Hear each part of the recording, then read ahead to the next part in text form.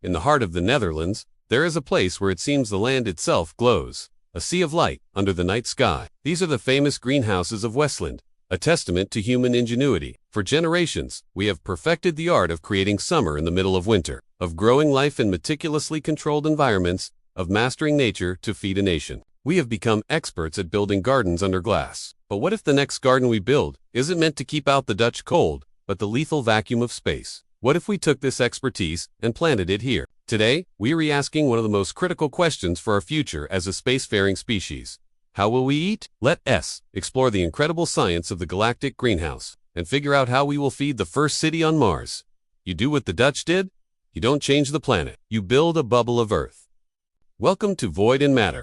Before we can build Martian cities, we need Martian farms. First, you have to wash the soil to remove the toxic perchlorate salts. Then, you have to enrich it. The first Martian farmers will be expert using every scrap of organic waste from the habitat to slowly build up a living, breathing soil from the dead red dust. But growing plants on Mars is a nightmare. Robotic drills would mine the ice, melt it, and pipe it into the greenhouse. Every single drop would be captured, used, and recycled in a perfect closed-loop system. There is no waste on Mars.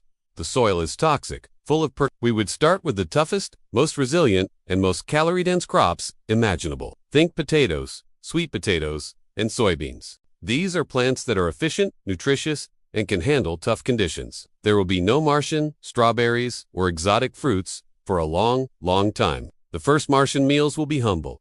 The galactic greenhouses on Mars will be the ultimate expression of that same drive. It's the idea that, no matter how cold, how empty, or how distant the void may be, we will always carry our garden with us, but they will be the most important meals ever eaten, proof that humanity can put down roots on another world. The sunlight is weak, about half of what we get on Earth. The water is frozen, solid, deep underground. And the biggest problem? Since the sun is too weak and the Martian day is different, we can't just rely on natural light. The domes will be filled with massive arrays of advanced LED lights, tuned to the exact wavelengths that plants need for photosynthesis, glowing with an eerie, purple, or pink light. It will be a completely artificial, 24/7 growing cycle. For millions of years, life on Earth has been confined to this single, fragile biosphere. The first seed to sprout in Martian soil will represent the moment that life itself jumps to another world. There's virtually no air. So, how do you solve an impossible problem? Step 1. The greenhouse and the light. The first Martian farms will look very familiar.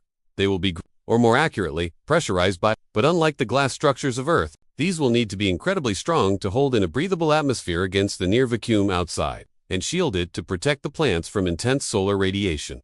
Inside, lighting will be key. Visuals, an animation showing the construction of a Martian biodome and the installation of purple LED grow lights inside. Step 2. The soil and the water. You can't just plant a potato in Martian red. Water would be sourced from the vast deposits of subsurface ice. Visuals, a rover drills for ice.